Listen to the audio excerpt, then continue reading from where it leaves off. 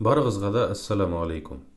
Күптән түгел үзенең тормыш иптәшен югалткан бер апа шундый сүзләр әйтте. Кешенең җаны тәненнән чыкканнан соң шул ук вакыт ахират тормышына күчми, 40 көн дәвамында безнең янга кайта һәм өйдә йөри дип әйтте. Менә шушы сүзләр дөрес микән? Әлбәттә, бу сүзләрнең ислам диненә кагылышы юк. Чөнки кешенең җаны тәненнән чыкканнан соң бер юл белән генә бара. Һәм ул юл барзах тормышына илтә. Һәм кыямәт көненә тиклем кешенең җаны шушы барзахта була икән. Барзах ул урыс телендә әйткәндә загробный мир.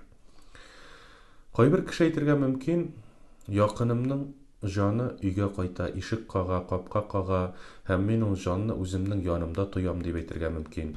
Ләкин бу сүзләр күбесенчә фәнни яктан дәлилләнә. Кайчан адәм баласы үзенең якынын югалта, аның баш мие, эчендәге булган ниндидер тойгылары, менә шушы якын кешене җибәрә алмыйлар һәм шушы сынауны кабул итә алмыйлар. Ул юксына, сагына һәм бер туктаусыз шушы кеше турында уйлый. Кайчан кеше бер туктаусыз нәрсәдер турында уйлый, хәтта ул әйбер аның төшенә дә керә башлый. Кеше бик нык теләр иде шушы югалткан якыны аның янында булуын, ләкин ул була алмый. Шуңа күрә дә кешенең баш мие урыс телендә әйткәндә иллюзия барлыкка китерә.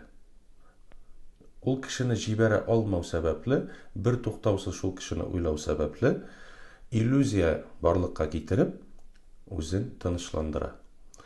Ләкин чынбарлык нәрсәдә? Чынбарлык шунда, адәм баласының җаны бер ничектә син теләсәң дә синең яныңа кайта алмый. Ул инде барзах тормышында. Һәм ул нәкъ синнән үзенең якыныннан ярдәм көтеп ята. Аны искә алуны, дуга кылуны һәм башка.